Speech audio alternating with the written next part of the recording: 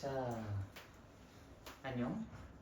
자, 우리 오늘부터 방정식 부분 같이 공부할 예정인데, 전에 이제 우리 문자와 식의 연산 파트 좀 공부 열심히 하시면 좋겠다라고 미리 사전에 말씀을 드렸었죠. 연산 파트 왜 아직도 못 끝냈어? 어제 너무 바로 잤어? 자, 그래서 이제 그 연산이 제대로 되어야 이제 이 방정식이 제대로 되는데, 뭐 사실 복잡한 연산까지는 필요 없고 그냥 단순한 연산들을 할 수 있을 정도면 오늘 수업 따라오실 수 있어요. 근데 다만 이 방정식의 연산 프린트라든지 이 방정식 문제들을 풀기 위해선 문자와 식의 연산을 꼭 잘 마무리를 해주셔야 되니까 그 부분 잘 챙겨서 마무리 짓고 난 다음에 오늘 할당량 챙기시면 되겠습니다. 알겠죠? 다 끝냈어요. 오케이, 좋아요. 자, 그래서 이제 우리 오늘은 방정식, 방정식 푸는 방법, 그리고 방정식의 활용까지 나갈 예정이고, 생각보다 이 다른 학기에 그 비슷한 부분을 강의를 해봤더니 금방 끝나더라고요. 네, 그래서 오늘 수업도 되게 금방 끝날 것 같아서 네. 한 시간도 안 걸릴 것 같은데. 자, 일단 우리 그 바이블 기준으로 그 142페이지 방정식과 항등식이라고 되어 있는 부분부터 보도록 하겠습니다. 일단 우리 그 이전에 나왔었던 그 내용들을 조금만 정리를 해볼까. 여기에서 이제 좀 필요한 그 단어들이 몇 가지가 있는데, 항이라는 거 기억하시죠? 항이 뭐였지? 항? 고부로 수나 문자의 곱으로만 이루어져 있는 식을 항이라고 불렀어요. 그래서 하나의 덩어리, 그걸 하나의 항이라고 생각하면 된다고 했었죠. 그 다음에 개수가 뭐지? 개수? 문자에 곱해진. 오케이, 좋아요. 수랑 문자가 곱해져 있을 때 그 문자 앞에 곱해져 있는 숫자, 그 부분을 이제 우리가 개수라고 이야기를 합니다. 개수랑 또 헷갈리는 부분이 뭐가 있었어? 차수가 있었죠. 좋아요. 차수라는 건 뭐였어요? 문자가 곱해진 개수. 오케이, 좋습니다. 문자가 얼마나 몇 개가 곱해져 있는지 그것이 차수가 된다고 했었어요. 근데 차수랑 지수랑 헷갈려 하시는 분들이 있었다. 이거 좀 주의해 주셔라 라고 말씀드린 것도 있었죠. 자, 예를 들어서 x제곱, 이거는 몇 차예요? 2차지, 그치? 지수가 2예요. 그럼 x 세제곱, 이거 몇 차예요? 3차, 지수가 3이야. 그럼 x 4제곱 몇 차야? 4차, 지수가 4야. 그러다 보니까 지수랑 차수랑 똑같은 건가 보다 이렇게 생각하는 사람들이 있다고. 근데 그게 아니죠. 이게 하나의 문자로만 이루어져 있는 단일 항목이었기 때문에 그런 이야기가 가능했지만, x, y 제곱 이거 몇 차야? 그럼 100이면 100 다 그냥 2차라 됐대. 이거 몇 차예요? 너도 100이야? 3차죠. 자, 문자가 몇 개 곱해져 있는지를 보라 했잖아. x, y, y잖아요. x 하나에 y 두 개가 곱해져 있으니까 이거 몇 차야? 이거 3차인 거야. 그러니까 문자가 몇 종류가 곱해져 있느냐 아니에요. 몇 개 곱해져 있느냐 이거야. 자, 우리 한번 이렇게 생각해보자. 우리 아버지께서 이제 과일 가게에 들러가지고 과일을 좀 사가지고 오신 거야. 그래서 과일을 사가지고 오셨는데, 사과 2개에다가 뭐 귤 5개에다가 포도 뭐 1개를 사가지고 오셨어. 자, 그러면 몇 개의 과일을 사가지고 오신 거야? 8개, 그쵸? 8개 과일을 사가지고 오신 거죠? 이걸 가지고 우리가 3개 사왔다라고 얘기 안 하잖아요, 그쵸? 5개 사왔다라고 얘기 안 하잖아. 근데 사람들이 꼭 요거 이야기할 때는 그런 식으로 이야기하더라고. 야, 요거 몇 차야? 그러면은 2차. 왜 2차야? x, y 2개니까요. 이렇게 얘기를 한다든지, y가 2개 있다고 하니까요 라고 얘기한다든지, 그런 식으로 표현합니다. 우리가 과일을 이렇게 사가지고 오면은 당연히 세 종류 도합 8개를 사가지고 왔다고 하죠. 종류를 말할 땐 세 종류라고 이야기하는 게 맞죠. 근데 전체 개수를 말할 때는 5개, 2개, 5개, 1개 더하니까 총 8개라고 이야기를 해야 되는 거잖아요. 그쵸? 네. 자, 그럼 이건 어떨까요? x제곱, y 세제곱, z 하나. 자, 이거는 몇 차? 6차. 이건 6차인 거야. x 2개, y 3개, z 하나니까 전체 도합 6개잖아. 그치? 그래서 차수를 물어보는 건 지수를 물어보는 것도 아니다. 문자가 몇 개가 사용되는지 종류를 물어보는 것도 아니다. 그냥 순전히 문자가 몇 개만큼 곱해졌는지 그 개수를 물어보는 것이다. 알겠죠? 근데 내가 자꾸 개수라고 하니까 그 또 개수랑 헷갈려 하시는 분들이 있어. 제발. 개수랑 개수는 다르죠. 그렇죠? 개수는 아까 말씀드렸듯이 문자 곱해진 숫자. 개수는 하나, 둘, 셋, 넷. 알겠죠? 사실 차수도 정확하게 구분하셔야 되고, 그다음 다항식과 단항식에 대해서도 이야기했었죠. 자, 이런 것들 다 다항식이지, 그렇지? 근데 하나의 항으로 이루어져 있으니까 단항식이라고도 할 수 있지. 그래서 단항식이라고 해서 다항식이 아닌 게 아니고, 우리 그 정사각형, 직사각형 같은 것처럼 직사각형들 중에서 내변의 길이가 같으면 정사각형이라고 도 말하듯이 그렇게 이제 부르시면 된다라는 거. 그 다음에 다항식의 차수. 다항식의 차수는 가장 차수가 높은 놈의 차수를 불러주면 된다라고 했었어요. 가장 차수가 높은 놈의 차수를 불러주면 되는데 지금 같은 경우에는 어때요? 지금 x, y 제곱이라는 것에서 뭐 얘가 차수가 크다고 2차 이렇게 얘기하면 큰일 나. 얘는 그냥 하나의 덩어리야. 얘는 하나의 덩어리이기 때문에 요거는 그냥 3차인 거죠. 그래서 만약에 x, y 제곱 플러스 2x 제곱 플러스 3y 이렇게 써져 있으면 자 이거 몇 차? 3차, 2차, 1차 그러다 보니까 이 다항식의 차수는 몇 차? 3차 이런 식으로 표현을 해주셔야 된다. 알겠죠? 그래서 이것과 뭐 이런 것들의 차이를 좀 정확하게 구분 지으라라고 말씀을 드렸었어요. 여기에서 선생님 얘가 제일 크니까 3차 아니에요? 이렇게 하다가는 큰일 난다. 이게 하나의 덩어리이기 때문에 이건 쪼갤 수가 없는 거예요. 알겠죠? 네. 자 대충 이제 여기까지 용어 정리를 하시면 여러분들이 이제 1차 방정식에서 이야기를 하는 것들을 깜짝이야. 1차 방정식에서 이야기하는 것들에 대해서 이제 다 좀 의사소통만큼은 수월하게 가능하실 겁니다. 자 그럼 이제 본론으로 들어가서 방정식에 대한 이야기를 슬슬 해보도록 할게요. 자 일단 방정식에 대해서 이야기를 하기 전에 먼저 이야기를 해야 할 것이 있습니다. 그건 바로 등식. 자 등식이라는 것에 대해서 좀 이야기를 해보도록 할게요. 여러분들은 지금까지 정말 수도 없이 많은 등식들을 살펴봤습니다. 정말 많은 등식들을 경험을 해봤었는데 이 등식에는 이 등이라는 것이 뭘 뜻하는 걸까요? 맞아요. 등호 또는 같다라는 걸 뜻하는 거예요. 등호 또는 같음, 같을 등자를 써가지고 등인 거거든요. 식은 뭐 여러분들이 알고 있는 그 식 뜻하는 거 맞습니다. 자 그래서 등식이라는 것의 정의부터 우리가 좀 살펴보고 넘어갈 건데 자 등식의 정의 뭐라고 써져 있는지 한번 간단하게 읽어볼까요? 자리 없으면 여기 앉으세요. 거기. 자 등식의 정의가 뭐지? 한번 읽어봐. 등호를 사용하여 나타낸 식 그것을 등식이라고 합니다. 자 다시 뭐라고? 등호를 사용하여 나타낸 식 그것을 등식이라고 해요. 자 등호를 사용해서 나타내기만 하면 전부 다 등식이라는 거야. 등호를 사용해서 나타내기만 하면 다 등식이다. 자 그럼 요거 어떨까? A는 B 이거 등식일까요? 네 좋아요. 자 X는 3 이거 등식일까요? 네 좋아요. 자 X 플러스 7은 5 등식일까요? 네 좋아요. 2X 플러스 3은 A 등식일까요? 네 좋아요. 3X 마이너스 4는 5X 플러스 7 등식일까요? 네 오케이 좋아요. 자 그럼 1 더하기 2는 3 이거 등식일까요? 네 좋아요. 1 더하기 2는 7 이거 등식일까요? 네 여기서 넘어가시면 안 됩니다. 자 여기에서 1 더하기 2는 7 선생님 말도 안 되는데요? 말이 안 되는데 이게 어떻게 이게 뭐 말이 안 되는 식이 이게 등식 아니죠? 라고 얘기하는 경우들이 종종 있어요. 그런데 등식의 정의가 뭐였어? 등식의 정의 등호를 사용해서 나타낸 식. 자 이거 등호를 사용해서 나타낸 식 맞습니까? 네 그래요. 등호가 멀쩡하게 존재하는 식의 형태잖아. 그렇기 때문에 등식이다. 그래서 항상 여러분들이 뭐 등식을 배우든 방정식을 배우든 우리 조금 이따가 이야기할 건데 항등식을 배우든 이렇게 새로운 용어를 공부하고 새로운 개념을 공부하면 항상 수학에선 여러분들한테 묻고자 하는 것이 있어요. 그게 뭐게요? 이거 등식이게 아니게 이거 방정식이게 아니게 이거 항등식이게 아니게 즉 그것이 맞냐 아니냐라는 것을 구분짓는 능력을 평가하기 위한 문제를 냅니다. 그래서 어떤 식 하나 땅을 주고 등식인지 아닌지 판단을 해보라 라는 그런 문제를 내는데 이런 것들이 다 나올 수 있는 선지예요. 특히 이 마지막 거 여러분들이 보자마자 하면서 갸우뚱거리죠. 다른 것들은 다 뭔가 괜찮은 것 같이 생겼어. 근데 얘는 너무나 노골적으로 아닌 거예요. 그래서 아니다라는 인식이 딱 들어버리니까 여기서 등식이 아니다라고 해버리는 거죠. 그런데 정확하게는 등식은 맞지만 참이 아닌 거죠. 참 거짓 알죠? 그래서 등식은 맞지만 참이 아니다. 그래서 진실이 아닐 뿐이지 얘는 등식이 맞다라는 거 꼭 잘 구분해 주십시오. 알겠죠? 이거 가지고 등식 아니라고 주장해버리면 큰일 나요. 다 이해되셨죠? 네, 오케이 좋습니다. 그럼 넘어갈게요.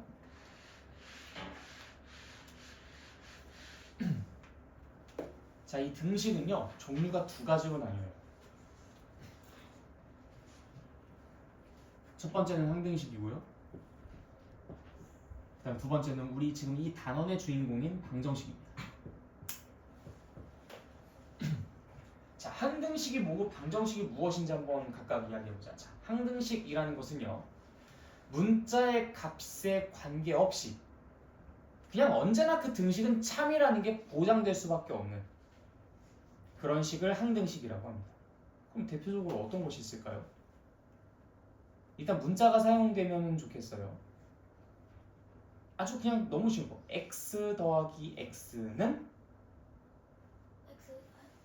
x 더하기 x는 맞아요. 이게 x. 여러분들이 저번 시간에 그 문자와 식을 연산하면서 했었던 모든 식들이 전부 다 항등식인 거예요, 사실상. x 더하기 x는 2x. 우리 2x 더하기 3x는 왜 바로 안 나와? 2x 더하기 3x는 5x. 네, 그래요. 그런 식으로 썼었던 2x 더하기 3x는 5x라고 썼었던 그냥 어떤 연산의 결과를 썼었던 그 등식. 이 모든 것들은 다 항등식이야. 왜? 아니 똑같이 생겼는데. 그렇죠? 이 부분이면 결국 같다라는 걸 우리가 보장한 상태로 썼었던 거잖아. 그렇지? 2x랑 3x랑 더하면 5x라서 5x라고 쓴 거잖아. 자, 그러니까 여기 x가 무슨 값이든 관계없이 언제나 다 어떻게 써요? 참이 되겠죠. 그렇죠? 그런 걸 우리가 항등식이라고 부릅니다. 자, 그래서 항등식의 정의 뭐라고요?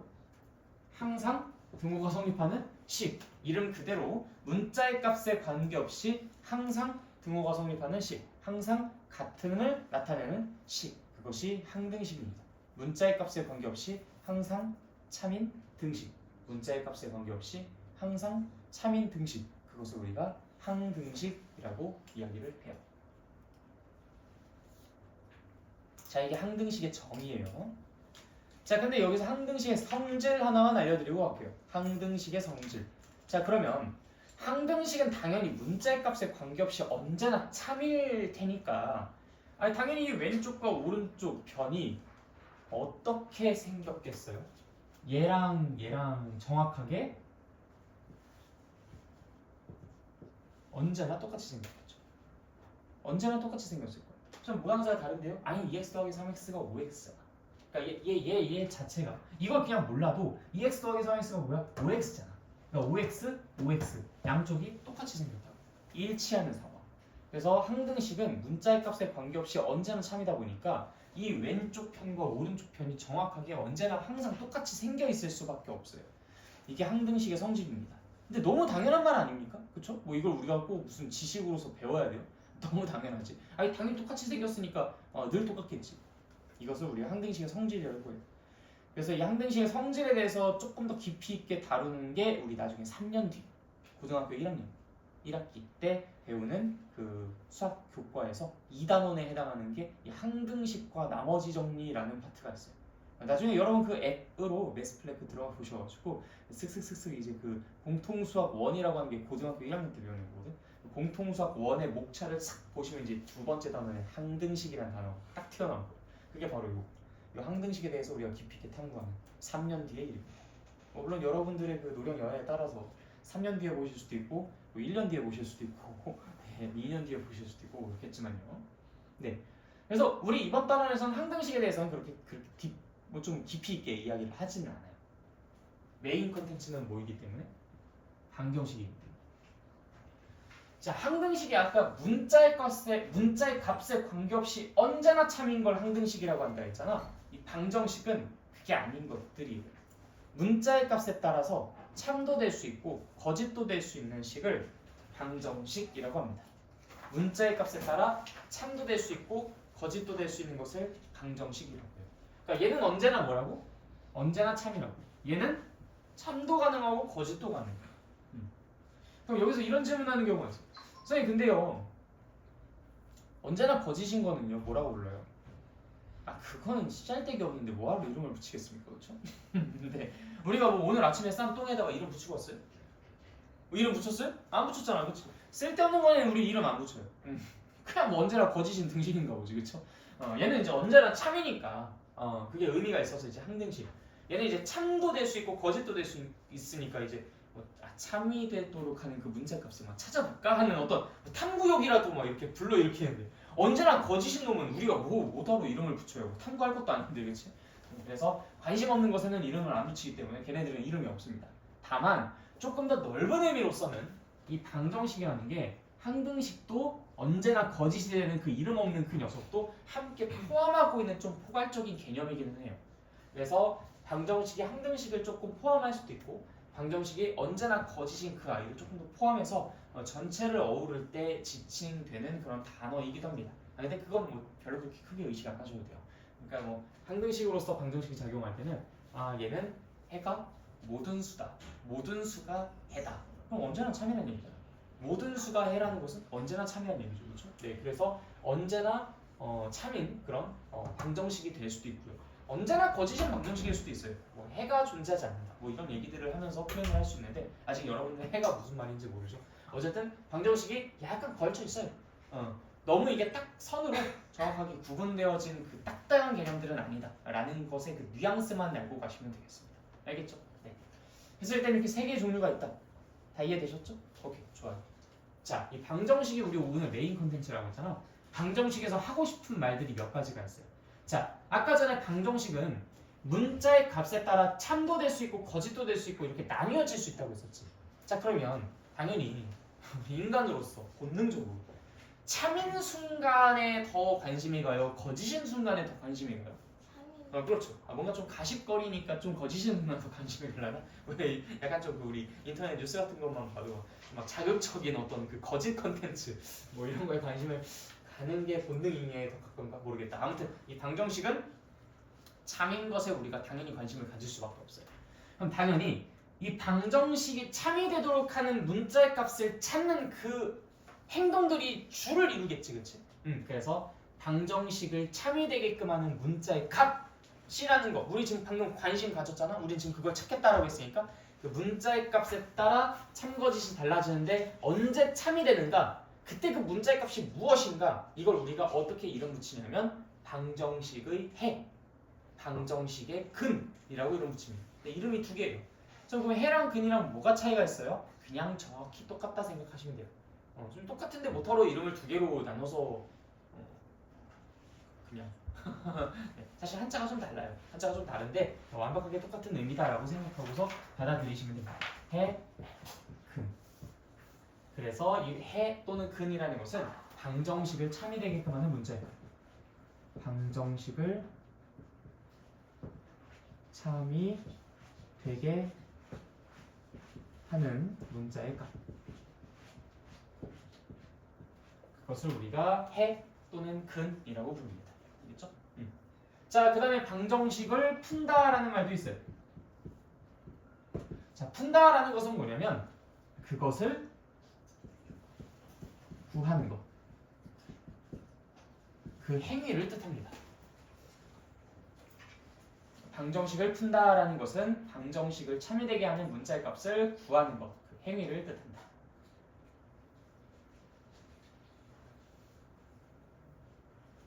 뭐 이해 안 되는 거 없으시죠? 네, 그렇게 좋습니다. 넘어가 볼게요.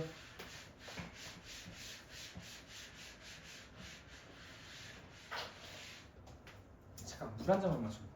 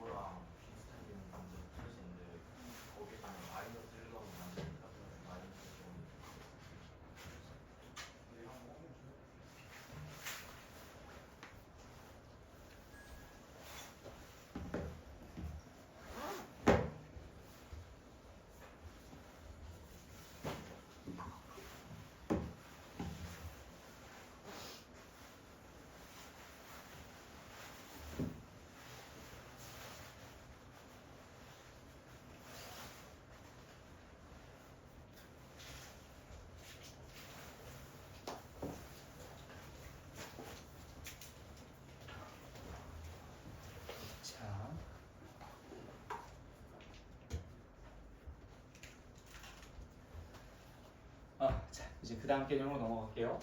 자, 등식을 배웠으면 등식의 성질이라는 것을 공부를 해야 합니다. 자, 등식의 성질. 등식의 성질이라는 게 뭐냐면, 자, 여러분들, 만약에 A랑 B가 서로 똑같다고 합시다. A랑 B가 서로 똑같아요. A는 B.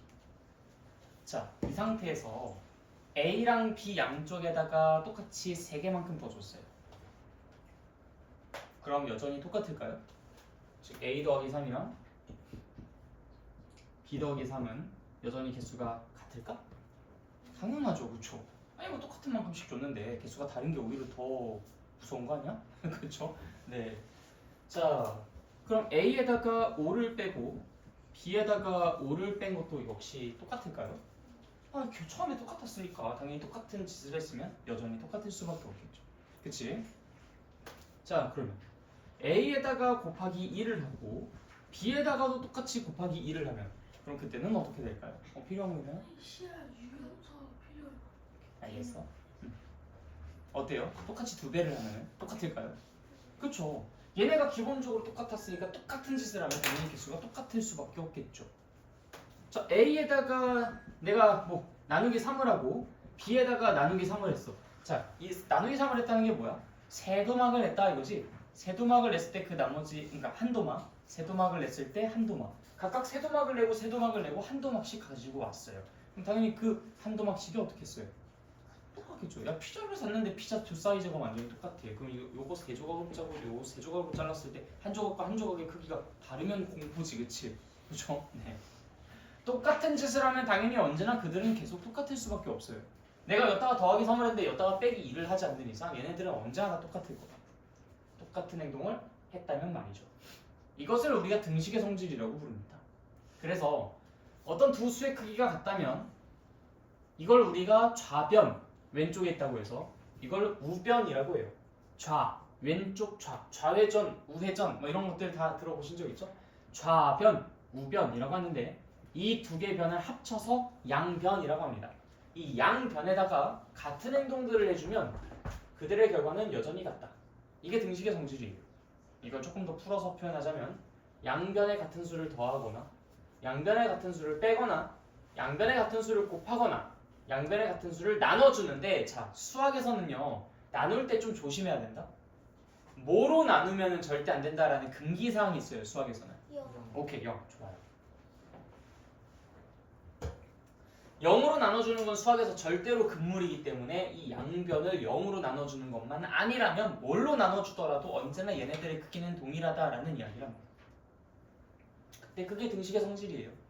그리고 이 등식의 성질 위에다가 이렇게 한 번만 적어주십시오. 방정식 중에서 1차 방정식. 우리가 오늘 배울 예정이에요. 1차 방정식을 풀 때 사용이라고 적어주십시오.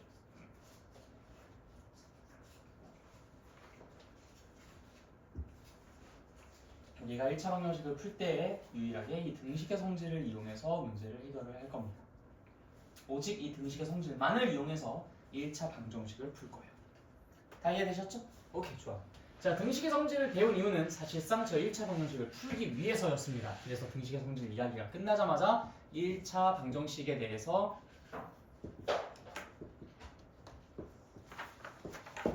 여러분들께 소개를 해드리려고 하고 있어요. 다음 장으로, 다음 개념으로 넘어가시면 됩니다. 자, 1차 방정식.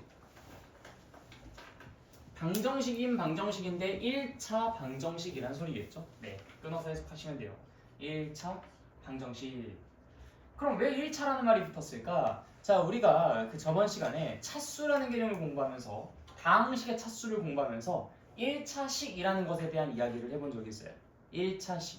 그 식에서 제일 큰 놈이, 제일 어른이 1차면 된다. 그게 1차식의 정의였었죠. 자, 그러면 1차식의 대표적인 예시가 어떤 것들이 있는지 한번 생각해 봅시다. 뭐 2x 플러스 3, x 마이너스 7, 5x 플러스 1, 뭐 이런 것들이 다 1차식이죠. 근데 내가 꼭 이렇게 일반적으로 쓰다 보니까 애들이 또 착각을 한다. 꼭 여기에 있는 이 숫자가 있어야 된다고. 이 숫자 뭐라고 부르죠? 세 글자? 상수항. 이 상수항이 꼭 반드시 있어야 합니까? 아니죠. 여기서 어른이 1차인 게 중요한 거지. 그 나머지 쪼무레기들은 뭐 있든 없든 그 관심 없어요. 즉 2x 이거 당연히 어른은 몇 차? 1차. 그래서 이 식은 몇 차씩? 1차씩. 그래요. 상수항이 없더라도 1차식입니다. 그래서 우리가 이런 것들을 1차식이라고 부르는데 1차식은 0의 꼴로 바꿔줄 수 있는, 표현할 수 있는 방정식을 1차 방정식이라고 해요. 자, 그러면 요거처럼 x 플러스 3은 0. 이거 1차 방정식인가요?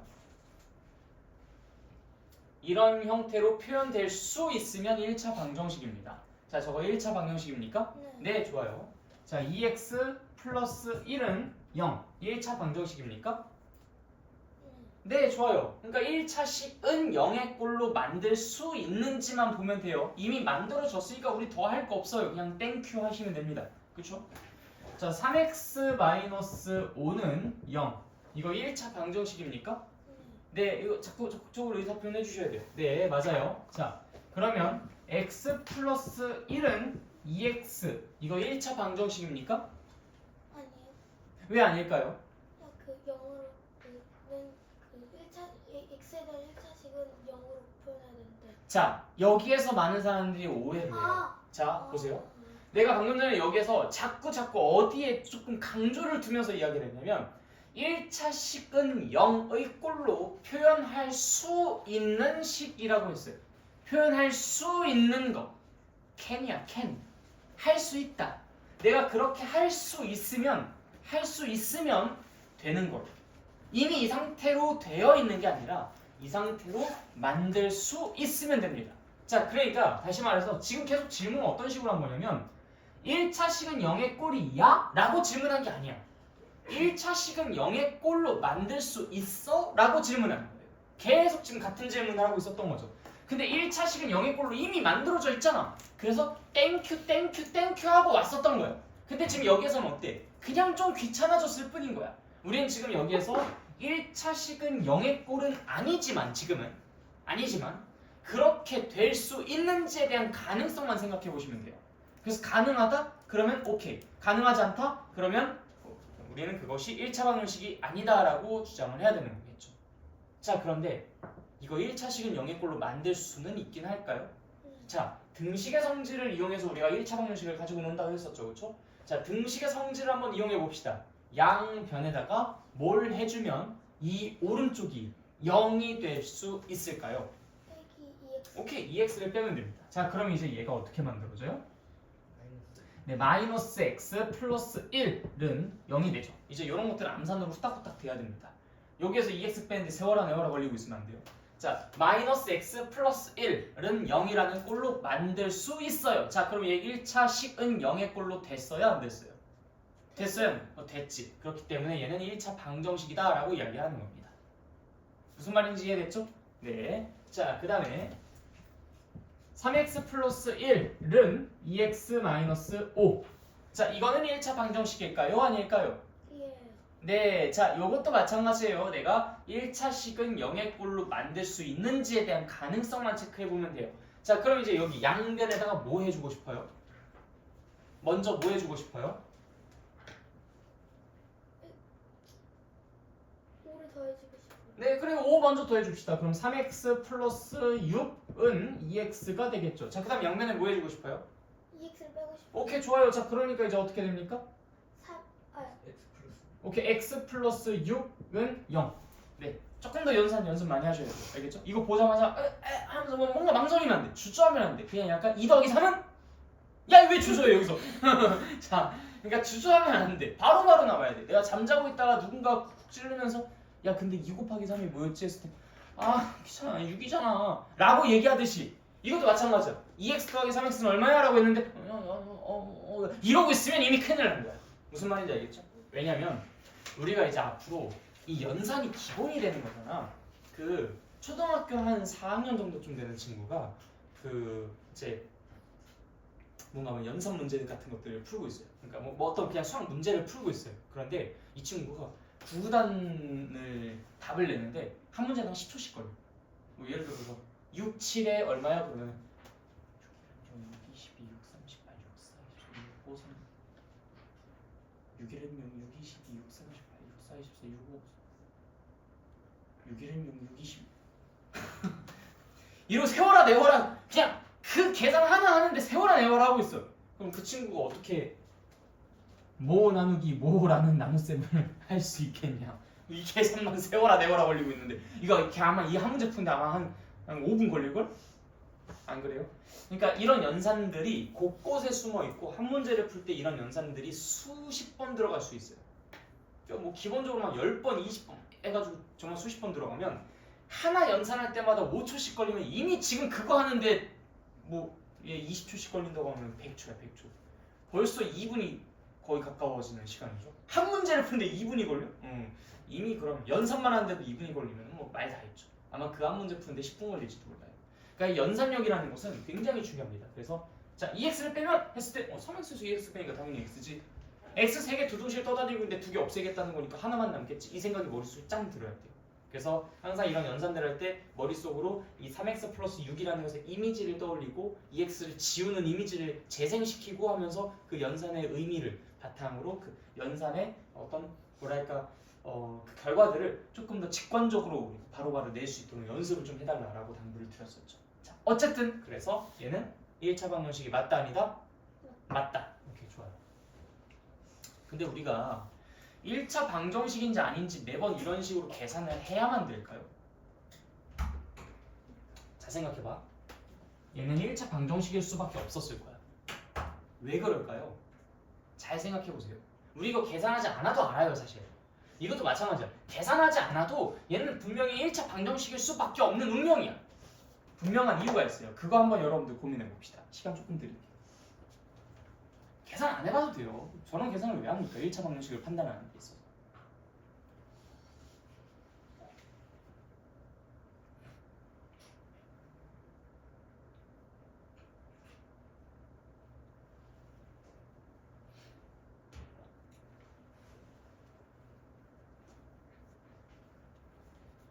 떠오르는 거 있나요? 있어요? 오케이 좋아요. 자 봅시다. 이건 1차 방정식일 수밖에 없어요. 왜 그러냐면요. 봐봐요. 우리가 원하는 건 뭐예요? 오른쪽이 0으로 맞춰졌을 때 왼쪽에 x가 멀쩡히 살아있는 거죠. 그렇죠? 오른쪽을 0으로 맞춰졌을 때 왼쪽이 x가 멀쩡히 살아있습니다. 뭐로 살아있든 그거 관심 없어. 그냥 생존만 하고 있으면 돼. 근데 지금 여기에서 내가 이 2x 부분을 0으로 만들어주기 위해서 어차피 얘를 뺄 거죠. 근데 여기에 만약에 얘랑 똑같은 게 있으면 얘 잡으려다 얘도 잡혀요. 여기에 만약에 2x가 있었다면 내가 얘 지우려다가 얘까지 같이 날아간다니까? x라는 게 여기에 존재할 수가 없는 구조가 됩니다. 근데 지금 얘랑 어때요? 같아요? 달라요? 달라요. 다르잖아. 얘 죽인다고 얘가 없어지겠어? 안 없어져요. 얘 죽인다고 해서 얘 안 없어진다고. 서로 다르니까요. 자 이것도 마찬가지죠. 3x랑 2x 서로 다르잖아요. 2x 죽인다고 3x가 죽겠어? 아니야. 얘는 그냥 뭐로든 살아남아 있을 거야. 만약에 얘랑 완전히 똑같은 x의 개수가 똑같은 상태였다면 얘 죽이려다가 이놈도 죽고 얘 죽이려다가 이놈도 죽고 막 난리가 나겠죠. 둘이 무조건 같이 죽는다고. 근데 서로 다르게 생겼잖아. 그러니까 한 놈만 죽일 때 다른 놈은 무조건 살아요. 그래서 우리가 1차 방정식인지 아닌지를 따질 때 굳이 이런 계산들을 할 필요가 있다 없다? 전혀 없다. 오직 뭐만 체크하면 돼? 개수가 같은지 다른지만 체크하면 돼. x의 개수가 서로 같다면 같이 죽을 운명이야. 근데 x의 개수가 서로 다르다면 얘네들은 같이 죽지 않아 절대로. 한 놈은 무조건 살아. 무슨 말인지 알겠죠? 그렇기 때문에 자 그럼 내가 이제 문제를 쓰고 있을 때 여러분들은 바로 1차 방정식인지 아닌지 판단 내리실 수 있어요. 자, 바로 1차 방정식이다 아니다 판단 내려졌을 땐 코멘트 남겨주십시오. 나 지금 문제 쓴다. 자, 다음은 1차 방정식입니까? 왜 아직도 답이 안 나와? 1차 방정식입니까? 아닙니까? 네, 맞아요. 네, 맞죠. 여기랑 지금 현재 다르게 생겼죠. 하나 죽인다고 다른 놈 안 죽죠. 그러니까 괜찮은 거야. 이거 2x입니다. 2x-7는 3x 플러스 네, 좋아요. 그럼 당연히 1차 방정식 맞죠. 3x 플러스 1은 3x 마이너스 5. 맞아요. 아니. 네, 아니죠. 같이 죽잖아. 그쵸? 2x 플러스 1은 x 마이너스 1 플러스 x. 자, 이렇게 장난쳤어요. 자, 이거 1차 방정식인가요? 아닌가요? 이해요. 왜 맞아요? 여기 왼쪽에 x의 개수 뭐예요? 여기 오른쪽은 x 몇 개 있어요? 그러면 같이 없어져요? 아니면 한 놈 살아요? 같이 없어요. 근데 왜 맞아요? 당연히 아니지, 그치? 그래서 여러분들이 1차 방정식인지 아닌지를 따질 때는 결국 뭐만 따지면 된다? 왼쪽과 오른쪽의 1차항의 개수만 따지면 된다. 자, 다시 뭐라고? 왼쪽과 오른쪽의 1차항의 개수만 따지면 된다. 그 개수가 서로 같다면 같이 죽을 거고 개수가 서로 다르다면 달리 죽을 겁니다. 알겠죠? 당연하잖아, 그치? 자, 그럼 이제 이런 문제들은 어때요? x제곱 플러스 2x 플러스 3은 0. 자, 이거 1차 방정식일까요? 아닐까요? 자리가 없는데.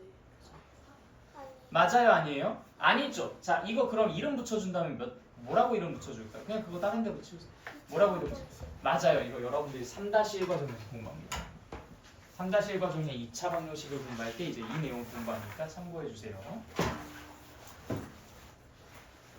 자, 그런데 이제 여기에서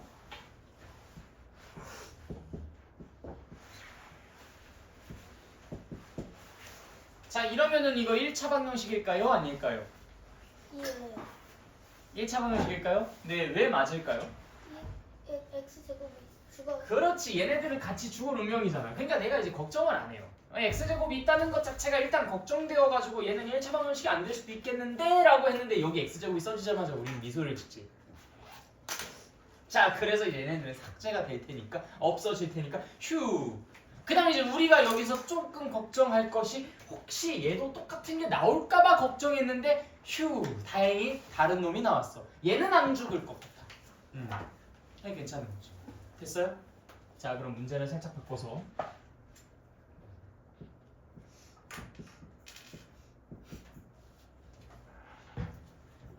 자, x제곱 플러스 2x 플러스 3은 ax제곱 더하기 bx 더하기 c라는 방정식이 1차 방정식이기 위해서 a, b, c의 조건은 어떻게 될까요? 자, 생각해 보십시오. 다음 방정식이 1차 방정식이기 위한 a, b, c의 조건은 무엇입니까?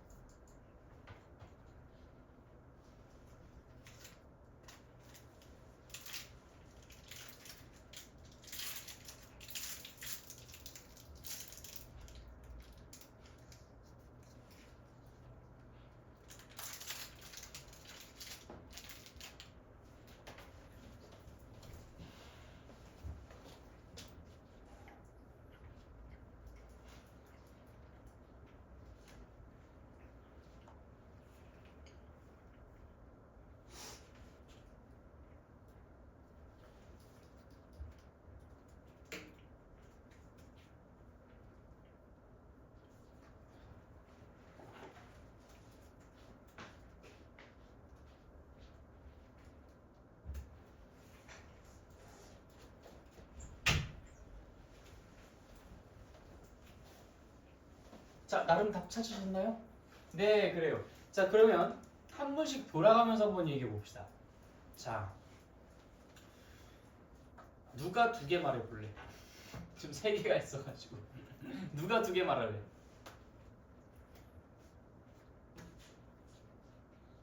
안 내면 진 거 가위바위보. 오케이, 너가 2개야. 자, 너가 첫 번째 거, 세 번째 거 말하고 너가 두 번째 거 해. 아, 적당히 이게 난이도가 조금 분배되긴 했어요. 자, A 조건 어때요? 오케이, A는 일단 1이에요. 스타트 잘 끊었어요. 자, B 어때야 됩니까? 2만 아니면 돼요. 네, 좋아요. 잘하셨어요. 자, C 어때요? 오케이, 좋아. 너무 완벽해. 너무 완벽해. 자, 다시 A는 1이어서 얘를 없애야 돼. 그런 의무를 갖고 있어요. B는 2가 아니어서 얘를 죽이면 안 돼요. 그쵸? B가 2가 되는 순간 망해. 얘가 죽어버리니까. 자, C는 어때요? 아, 얘가 죽든 말든 상관없어. 그냥 뭐가 되든 줘. 네 하고 싶은 거 다 해. 그쵸? 그래서 이거 한 번에 맞추는 사람들 거의 없는데 너무 잘하셨어요. A는 1이어야 되고 B는 2가 아니어야 되고 C는 아무것도 뭐 딱히 제한 같은 것들이 없다. 상관없다라는 거. 네, 그럼 뭐 1차 방정식 따지는 거 여러분들 다 잘할 수 있습니다. 좋아요. 그럼 바로 1차 방정식을 푸는 걸로 넘어갈게요. 나 기분이 너무 좋아졌어 지금 방금. 어떻게 이렇게 완벽하게 대답을 하실 수 있지? 나 분명히 여러분들 틀리라고 내 문제인데. 자, 3x 플러스 5는 2x 마이너스 1. 자, 우리가 이제 궁극적으로 풀 1차 방정식은 이런 형태의 1차 방정식이에요. 물론 이제 조금 더 쉬운 방정식들을 우리가 더 먼저 풀어보기는 할 건데요. 자, 요 방정식을 풀어볼 건데 여기에서 x가 얼마일 때 얘가 참이 되게? 라고 물어보면은 뭐라고 대답할 수 있는 게 딱히 생각나는 게 없죠, 그렇죠? 이거 어떻게 우리가 눈대중으로 찍어요? x가 뭐면 좋을까? 마이너스 2? 아닌 것 같은데? 마이너스 5? 아닌 것 같은데? 하면서 계속 막 그쵸? 해집고 다니겠죠. 그래서 이제 이걸 눈대중으로 찍는 것은 사실상 불가능하다. 그래서 좋은 방법을 좀 여기서 배우려고 해요. 1차 방정식을 푸는 하나의 매뉴얼을 배우는 건데, 자, 그게 우리 아까 전에 메모 살짝 했죠? 뭘 이용해서 1차 방정식 해를 구한다? 등식의 성질. 네, 쉬운 것부터 한번 하나하나 해보도록 할게요. x는 3. 자, 이 방정식을 참이 되게끔 하는 문자의 값은 무엇일까요? 3이요. 그쵸. 이거 그냥 대놓고 나와 있죠. 아니, x가 3이라며. 그쵸? x는 3이라며. 그러니까 x가 3일 때는 참이고, x가 3이 아닐 땐 거짓이겠지, 그치? 너무 쉬운 방정식. 이거는 그냥 우리가 눈으로 풀 수 있는 방정식. 2x는 6. 이거는요? 3이요. 네, 이것도 x는 3이겠죠. 그쵸? 이것도 뭐 물론 눈대중으로도 풀 수 있기는 해요. 그런데 이걸 좀 더 수학적으로 접근하는 방법을 이야기해 보도록 합시다. 우리가 아까 이 문제는 그냥 노골적으로 바로 눈에 보이잖아, 그치? x가 3이면 되겠구나라고. 실제로 x는 3이라는 이 방정식의 해로서 x는 3이다라는 거 우리가 충분히 배우지 않아도 얘기할 수 있으니까요. 자, 그래서 우리가 모든 방정식은 다 이런 형태로 바꿀 겁니다. 그러면 그냥 바로바로 답을 얘기할 수 있으니까요. 근데 지금 아직은 이 형태는 아니죠. 뭐가 좀 신경 쓰여요? 2요. 2. 양변에 뭐 해주면은 얘가 이런 형태로 바뀔 수 있을까? 나누기. 나누기 2. 좋아요. 그래서 이제 여기 양변을 나누기 1을 해서 x는 3이라는 표현을 하게 되는 겁니다. 그래서 오케이, 해가 3이었구나 라고 이야기할 수 있는 것이죠. 무슨 말인지 이해됐어요? 네, 좋아요. 자, 그럼 조금만 더 업그레이드 시켜봅시다. 마이너스 3x는 6? 마이너스 3x는 6? 자, 그럼 이거 양변에다 뭐 해주고 싶어요? 마이너스 3을 나눠주고 싶죠. 자, 그럼 당연히 여기 좌변은 뭐가 되고? x. x가 될 것이고, 왜 x를 만들려고 마이너스 3을 나눴다고 그러고 했으니까, 자, 우변은 뭐가 되겠습니까? 마이너스 2. 그렇죠. 마이너스 2가 됐죠? 네, 그래요. x는 마이너스 2. 자, 우리 또 x는 이 형태로 바꿨으니까 여기서부터 이제 답 내는 건 너무 간단하죠. x가 얼마일 때 참이 돼? 마이너스 2일 때 참이다. 당연한 거죠, 그렇죠? 네, 좋아요. 그래서 이제 여기까지 내려왔으면 그냥 얘가 해다라고 하면서 우리가 그냥 편하게 불러줬었던 겁니다. 자, 그러면 이쪽까지 넘어와서 여기 쓰면 좀 잘 안 보이는 것 같기도 해서. 그쵸? 여기 가려가지고 좀 잘 안 보이죠? 여기 쓰면. 자, 그럼 이제 2x 플러스 상수항을 한번 좀 집어넣어 볼까요? 2x 플러스 1은 5. 자, 이건 어떻게 하면 될까요? 신경 쓰인 애들 먼저 하나씩 양파 껍질 까듯이 없애주면 됩니다. 자, 뭐부터 먼저 하실래요? 5에 마이너스. 네, 양변에 그 마이너스 1을. 오케이, 양변에 1을 뺀다. 그쵸? 양변에 마이너스 1을 더한다. 이것도 괜찮고요. 양변에 1을 뺀다. 이것도 괜찮죠. 자, 그래서 양변에 1을 빼면은 2x는 4. 자, 그 다음 뭐 해주고 싶어요? 양변에 2를 1을 나눠주고 싶어요. 그래서 x는 2. 오케이, 좋습니다. 이런 식으로 해서 잠깐만, 나 저 숫자 하나만.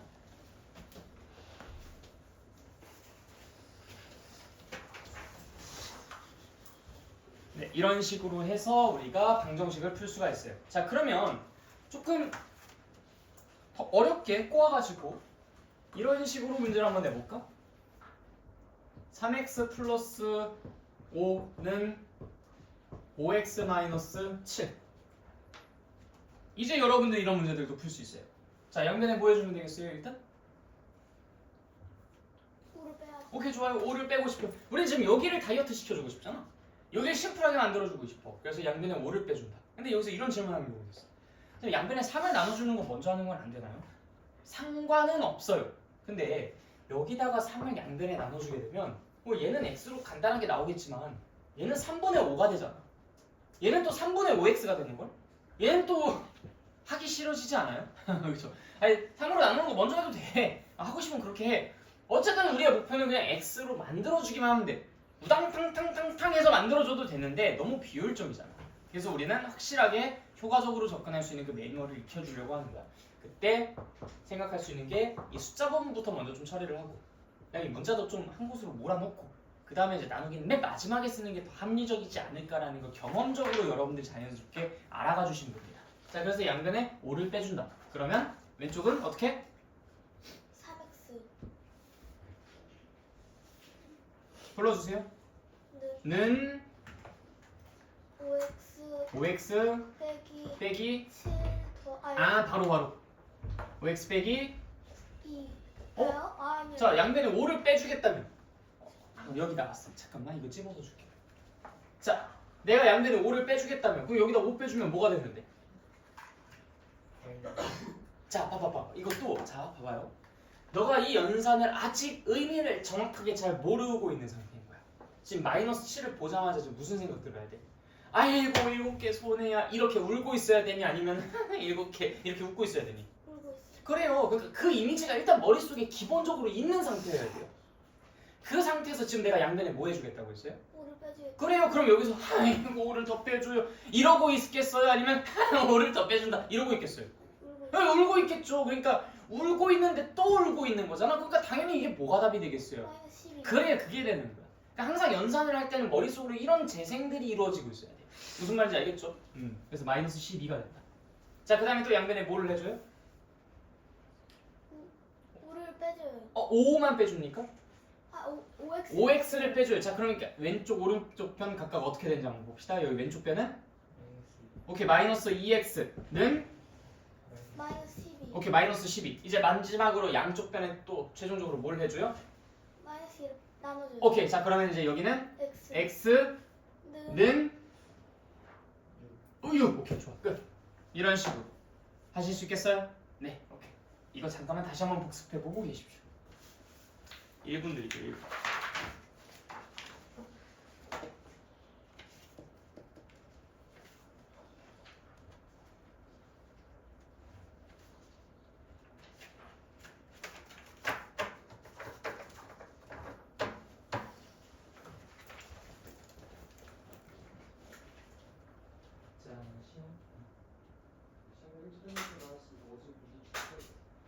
그리고 지금 조금 시간이 남을 때는 어제 제가 말씀드린 챌린지 들어가서 만들어서 진행하시면 나중에 숙제가 줄어들어요.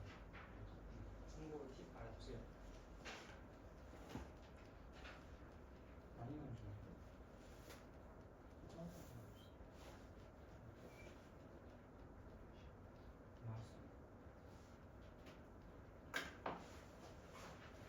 자, 다 정리되셨죠?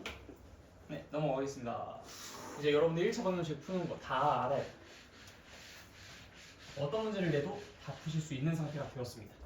그런데 조금 이제 우리한테 살짝 이제 좀 그 심술 잔뜩 뿌리는 그런 형태로 방정식을 쓸 수가 있어요. 그게 가장 대표적으로 분수 2분의 1x 플러스 뭐 3분의 1은 뭐 6분의 2x 마이너스 5 이런 식으로. 자, 우리가 원래 문자와 식을 계산할 때는 예를 들어서 2분의 1x 플러스 3분의 1 플러스 뭐 6분의 뭐 2x 마이너스 5 이런 문제를 푼다고 했을 때 이거 어떻게 했어요? 어떻게 풀었죠? 더하고 그냥 이거 그냥 뭐 냅다 그냥 더해요 지금 이 상태에서? 일단 어떻게 했어요? 이거 문제 풀 때? 뭐부터 먼저 하고 싶었어요? 여기 6 안 됩니다. 여러분들 지금 여기서 그런 말씀하시면 큰일 나요. 자, 여러분들이 지금 여기서 하겠다는 그 말이 뭐냐면 너네 이거 어떻게 풀 거야? 통분해. 너네가 이때 하는 행동이랑 이때 하는 행동이랑 달라요. 그게 항상 늘 미스테리인 거야. 이때 하는 행동이랑 이때 하는 행동이 다르다? 지금 너네들 이거 할 때 6 곱하고 싶다라는 생각 했어요? 6 곱하고 싶다는 생각 했어요? 아 선생님 저는 이 분수가 너무 싫으니까 여기다 6 좀 곱할래요. 좀 양해 좀 해주세요. 3 더하기 2로 바꿔가지고 풀고 싶습니다. 자 그럼 답이 얼마예요? 5죠. 네, 2분의 1과 3분의 1을 더하면 답은 5입니다. 한 번이라도 여러분들 인생에 이걸 이런 식으로 풀어본 적 있어요? 한 번도 없죠, 그렇죠? 근데 이거 할 때는 이상하게 갑자기 6을 곱하겠대. 문자가 나왔다면 그냥 갑자기 막 6을 곱하겠대. 그러지 마세요. 여러분들 이거 계산하라 그러면 이거 계산해야 됩니다. 이거 계산하라 그러면 이거 계산해야 되지. 여기다가 갑자기 내가 함부로 6을 곱한다든지 뭘 추가로 더한다든지 뭘 뺀다든지 그러면 안 돼요. 얘가 이걸 시켰는데 왜 이걸 계산 안 하고 이것의 6배에 해당하는 결과를 구해내겠다라고 하십니까? 말이 안 되는 거예요. 다음 식의 값을 구하라. 다음 식의 값을 구하면 돼요. 무슨 말인지 알겠죠? 자 그런데 이때 그걸 내가 너무 많이 강조를 하니까 이때는 6을 곱하지 않고 그냥 갑니다. 뭐예요? 방금도 6 곱하지 말라더니 여기는 그럼 6 곱하란 얘기입니까? 당연히 곱해야죠. 여기는 당연히 곱해야죠. 자, 왜 그럴까요? 여기서 우리가 6을 곱해도 되는 합리적인 이유가 있어요. 근거가 있다고요. 해도 된다고 우리는 이미 배웠어. 양변에 같은 수를 더해도 된다고 배웠고 양변에 같은 수를 빼도 된다고 배웠고 양변에 같은 수를 곱해도 된다고 배웠고 양변에 같은 수를 나눠도 된다고 배웠어. 못할 이유가 뭐 있어? 여기서 한 번이라도 야 내가 이거 시켰지만 여기다가 6 곱한 거 대신 계산해도 괜찮아 라고 들은 적 있어요? 없죠. 그러면 안 되는 거야. 우리가 지금 여기서 이걸 하는지 이걸 푸는지 아무리 비슷하게 생겼어도 헷갈리시면 안 되죠. 무슨 말인지 알겠습니까? 그러니까 항상 그냥 얕게 분수 나오면 그냥 뭐 6 곱하는 거 라고 배우니까 이전에 배웠었던 이것같이 혼란에 빠지는 거야. 이것도 그냥 야 분수 이거 그 6 곱하면 안 된대 라고만 배우니까 여기 와서 또 혼란에 빠지는 거야. 그러니까 항상 조심해 주십시오. 알겠죠? 여러분들이 정확하게 배워야 돼요. 이거는 등식의 성질을 이용해서 양변에 6을 곱하는 행동을 한 거예요. 분수고 나발이고 떠나서 그냥 등식의 성질을 적용시킨 거야. 이거는요 그냥 하라는 계산이 이 계산이라서 이 계산을 하는 거예요. 그러니까 분수라는 것에 포커스를 두지 마시라는 겁니다. 분수냐 아니냐의 차이가 아니에요. 여러분들 2 더하기 3을 계산하라 라고 했을 때 선생님 제가 이제는 2라는 숫자를 좀 별로 안 좋아해요. 저 여기다가 그냥 곱하기 2 해가지고 그냥 4 더하기 6 계산하면 안 됩니까? 라고 하면은 이상한 사람 취급받듯이 근데 여기서 그런 거 가능하잖아요. 선생님 저의 2x는 3이 있는데 지금 제가 지금 이거 x는의 꼴로 만들려고 해서 그 양변에 2를 좀 나눠주면 안 되겠습니까? 돼. 그거 하라고 했어. 실제로 우리가 그렇게 해야 되는 것이고 그 차이인 거예요. 등식이냐 아니냐의 차이인 거지. 분수라는 이상한 것에 포커스를 두시면 헷갈림만 유발된다. 알겠죠? 그래서 등식인 경우에는 등식의 성질을 쓸 수 있는 거고 등식이 아닌 경우에는 등식의 성질을 못 썼기 때문에 우리가 그런 행동들을 함부로 하면 안 됐었던 겁니다. 다 이해됐어요? 네, 그래서 꼭 여기에서 청개구리처럼 반대로 행동하는 사람들이 있어가지고 내가 노파심의 이야기를 드립니다. 그래서 요거는요 양변에 뭐부터 먼저 해요? 곱하기 6 네, 그렇지. 이건 양변에 6부터 먼저 곱하고 시작하는 거예요. 이거는 뭐부터 먼저 해요? 네, 통분부터 하시는 거예요. 알겠죠? 이거는 통분부터 하는 거고 이거는 6 곱하는 것부터 하는 거예요. 자, 그럼 이거 통분해가지고 문제 푸는 거 그거는 안 됩니까? 안 될 게 뭐 있어요? 통분하는 것은 우리가 표현을 바꾸는 거예요. 표현을 바꾸는 것이다 보니까 그냥 내가 표현을 바꾸는 데는 아무런 제한을 받지 않습니다. 그럼 너가 쓰고 싶은 대로 쓰는 거야. 뭐 2를 이렇게 쓰나 아니면 2분의 4라고 쓰나 3분의 6이라고 쓰나 무슨 차이 있어요? 그냥 표현을 바꿔서 쓰는 건데 내 마음이지. 그런데 더 불편하냐 안 불편하냐의 차이인 것뿐입니다. 옳다 틀리다의 문제가 아니에요. 그래서 통분해서 문제를 풀다 보면은 더 불편해. 여러분들한테 더 불편할 뿐이야. 그냥 그게 끝이야. 가능하긴 합니다. 알겠죠? 네. 그렇지만 불편함을 우리가 굳이 짊어질 필요는 없어서 6을 곱한다. 자, 따라서 얘는 6을 곱해주면 식이 어떻게 돼요? 3x 더하기 2는 2x 빼기 5. 오케이, 좋아. 자, 그 다음부터는 이제 또 해주시면 되죠. 이쪽에 x만 남게, 이쪽에 x가 없이 숫자로만 있게. 자, 그럼 어떻게 하면 돼요? 양변에 뭐를 해줘? 더하기 5 빼기. 빼기 여기다 더하기 5를 하면 여기에 얘가 없어지고 여기에 5가 생겨버리는데 그거 우리가 원하는 건가요? 빼기 네, 그래서 빼기 2를 하면 되겠죠? 3x는 2x 하고서 마이너스 7. 오케이, 마이너스 7. 좋아요. 이제 연산 확실히 잡힌 것 같아요. 자, 그 다음에 양변에 뭐부터 합니까? 여기? 네, 빼기 2x. 자, 그럼 뭐가 돼요? x 오케이, 좋아요. x는 마이너스 7. 오케이, 끝. 그래서 x는 마이너스 7이라는 것이 이 방정식의 해가 되는 것이죠. 할 수 있겠습니까? 네, 좋아요. 그래서 방정식을 풀 땐 최대 맥시멈 이렇게 딱 4줄까지만 써질 겁니다. 우리가 쓰는 건 3줄. 오케이? 네, 이 정도 안에서 좀 끝내실 수 있도록. 그럼 복잡한 1차 방정식 다 풀 수 있어요. 알겠죠? 오늘 1차 방정식의 활용까지 하려고 했는데 시간이 생각보다 이것만 하더라도 오래 걸렸네. 좀 중요한 얘기들을 많이 하고 좀 이렇게 정체가 되다 보니까 그랬던 것 같아요. 네.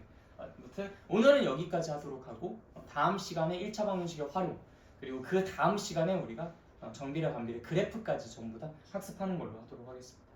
아마 다음 시간에 1차 방정식의 활용하고 난 다음에 그래프의 기초까지는 할 것 같아요.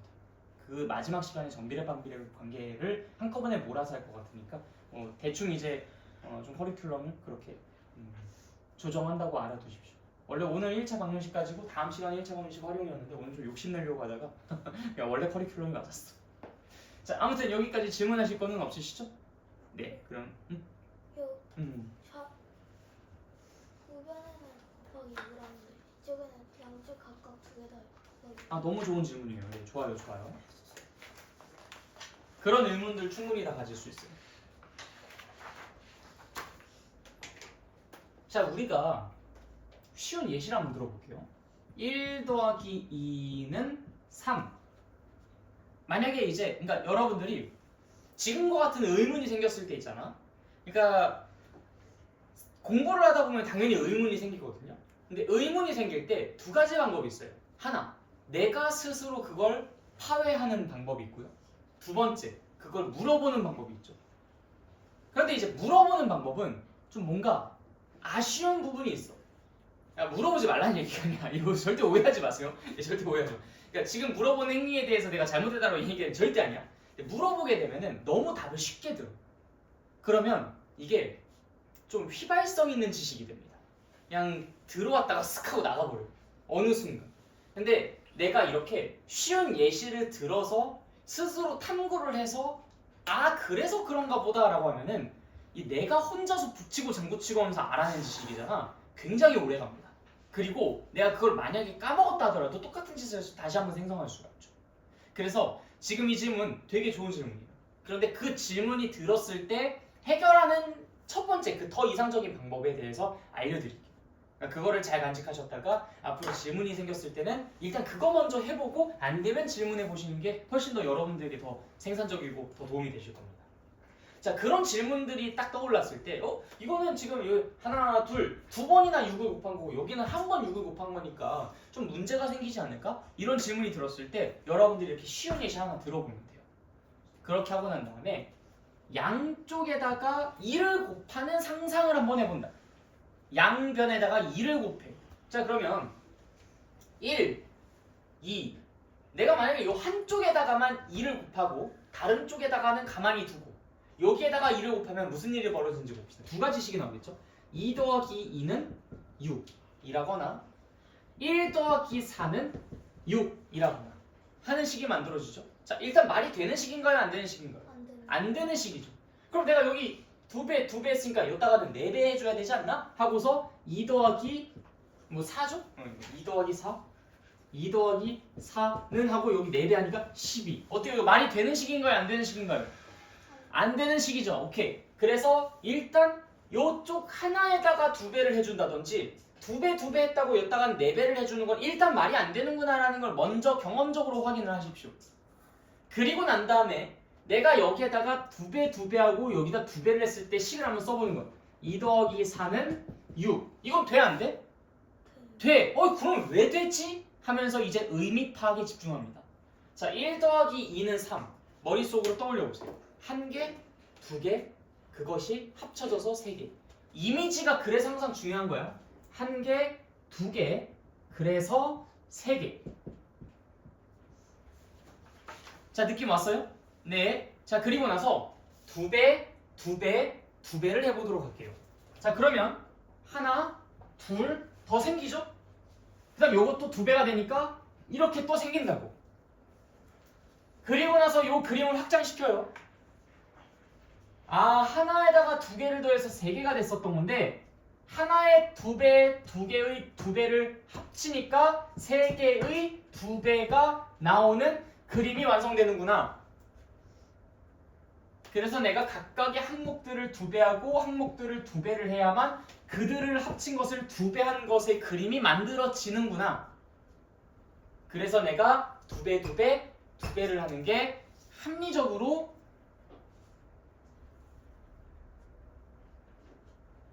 다 이해됐어요? 네, 2배 하는 게 합리적으로 하는 행동이 되겠구나 라고 판단 내릴 수 있다는 거. 이해됐어요? 오케이, 좋아요. 자, 그런데 이거랑 조금 헷갈리는 포인트가 있다. 그게 바로 뭐냐면 아마 지금 그 질문이 여기에서 이제 나왔을 거거든요. 2 곱하기 1 더하기 2는 이거 얼마예요? 6이죠? 2 곱하기 1 더하기 2는 6이다라는 이 식에다가 양변의 2를 곱해볼게요. 양변의 2를 곱해본다. 자, 그럼 그때 이거를 얘도 아까 전에 다 그냥 따로따로 하라며. 그럼 얘도 전부 다 한번 2를 곱해볼까 해서 4 곱하기 2 더하기 4는 12라고 써보는 거야. 맞는 식이에요? 아니죠. 이건 왜 또 아니지? 자, 그럼 지금 또 다시 분석 들어간다. 자, 우리가 지금 여기는 얘랑 얘가 어떻게 되어 있는 상태야? 곱해져 있는 상태지. 자, 그런데 여기다가도 2배를 하고 얘랑 곱해질 운명인 여기에다가도 2배를 하게 되면 결국 얘 곱하기 2 곱하기 얘 곱하기 2가 됩니다. 그러면 얘 곱하기 2 곱하기 얘 곱하기 2인 것은 이거 곱하기 2 곱하기 2가 되죠. 자, 이거 곱하기 2 곱하기 이거 곱하기 2는 이거 곱하기 2 곱하기 2가 되죠. 그쵸? 그냥 쭉 나열해서 표현한 거야. 얘 곱하기 2 곱하기 얘 곱하기 2는 곱하기 식으로 쫙 다 늘려서 표현하니까 총 4개를 곱하는 거잖아. 이거 곱하기 이거 곱하기 2 곱하기 2가 되는 거야. 그쵸? 그럼 지금 내가 이거 곱하기 이거에다가 2 곱하기 2를 한 거니까 여기다가 2를 몇 번 곱하게 된 셈이야? 그렇지. 근데 여기다가 2를 몇 번 곱했어? 한 번. 그러니까 불공평하잖아. 이게 더하기로만 이루어져 있는 곳은 1 더하기 2는 3 여기다가 2배 여기다가 2배 하는 건 각각 해야 여기다 2배 한 그림이 똑같이 만들어져서 우리가 그건 합리적인 행동이고 선택이다 라고 이야기할 수 있는데 만약에 여기에다가 2배가 되어서 마치 2 곱하기 3은 6인데 여기다가 2배 여기다가 2배 여기다가 2배를 해버리면 2 곱하기 2 곱하기 3 곱하기 2는 6 곱하기 2가 되는데 결국 이거는 2 곱하기 3 곱하기 2 곱하기 2는 6 곱하기 2가 되는 셈이니까 공평해졌어요? 불공평해졌어요? 공평해졌어요? 불공평해졌어요? 그래요. 그래서 안 되는 거예요. 우리가 양변에 같은 것을 곱한다라는 그 등식의 성질을 정면으로 위배하는 상황이 만들어졌기 때문에 그래서 안 되는 거예요. 그래서 이것을 그냥 모양 가지고 되네 안 되네라는 것을 따지지 말고 내가 직접 해봤더니 이거는 이런 문제들이 발생하더라. 이건 해봤더니 그림상 문제가 발생하지 않더라라는 걸 경험적으로 알아가셔야 돼요. 그래서 이걸 절대로 하지 마셔야 될 것이 더하기는 다 따로따로 곱해도 되는데 곱하기는 따로따로 곱하면 안 돼요. 이런 식으로는 절대로 공부하지 마십시오. 이거 100% 일주일 뒤에 다 날아갑니다. 근데 그게 아니라 곱하기를 내가 2배 해봤더니 이건 실제로 2배의 효과가 아니라 4배의 효과더라 라는 것을 직접 내가 이렇게 계산을 해보면서 확인을 해봐야 돼요. 그렇게 파악을 하고 그래서 안 되는구나 라는 걸 이해를 하고 인정을 해주셔야 다음번에도 비슷한 상황이 나타났을 때 내가 해보고 아님을 그때 당시 확인받을 수 있어요. 스스로에게. 알겠죠? 네. 또 추가적인 질문 없습니까? 네, 그럼 일단 오늘은 여기까지 하도록 할게요. 자, 쓰는 거 해주십시오.